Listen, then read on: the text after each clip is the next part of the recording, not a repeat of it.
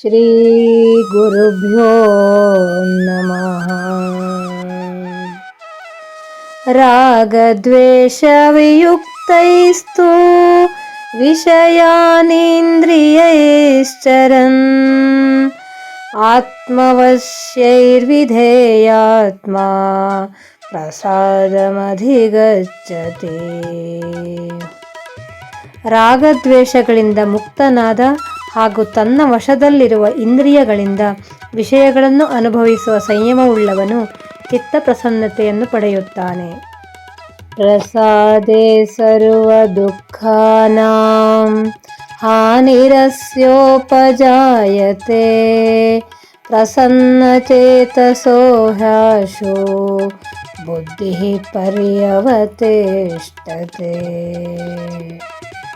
ಪ್ರಸನ್ನ ಚಿತ್ತನಾದಾಗ ಜೀವಿಯ ಸಕಲ ದುಃಖಗಳೂ ಇಲ್ಲದಂತಾಗುವುದು. ಆಗ ಆತನ ಬುದ್ಧಿಯು ಶೀಘ್ರವಾಗಿ ಸ್ಥಿರತ್ವವನ್ನು ಹೊಂದುವುದು.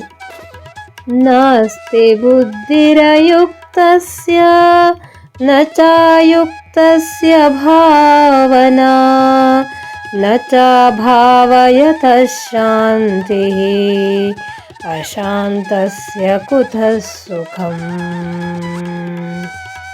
ಇಂದ್ರಿಯಗಳ ಹತೋಟಿ ಇಲ್ಲದಿರುವವನಿಗೆ ಸ್ಥಿರವಾದ ಬುದ್ಧಿಯೂ ಇರುವುದಿಲ್ಲ, ಸ್ಥಿರವಾದ ಭಾವನೆಯೂ ಇರುವುದಿಲ್ಲ. ಸ್ಥಿರ ಭಾವನೆ ಇಲ್ಲದ ಆತನಿಗೆ ಶಾಂತಿಯೂ ಇಲ್ಲ. ಅಂತಹ ಅಶಾಂತಿಗೆ ಸುಖವೆಲ್ಲಿಯದು?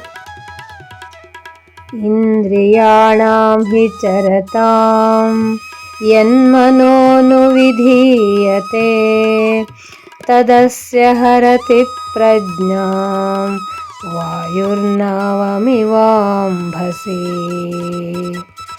ಇಂದ್ರಿಯಗಳಿಗೆ ವಶವಾದ ಬುದ್ಧಿ ನೀರಿನಲ್ಲಿ ದೋಣಿಯನ್ನು ಗಾಳಿಯು ಅಪಹರಿಸುವಂತೆ ಜೀವಿಯ ಮನಸ್ಸನ್ನು ಅಪಹರಿಸುತ್ತದೆ. ಶ್ರೀ ಕೃಷ್ಣಾರ್ಪಣಮಸ್ತು.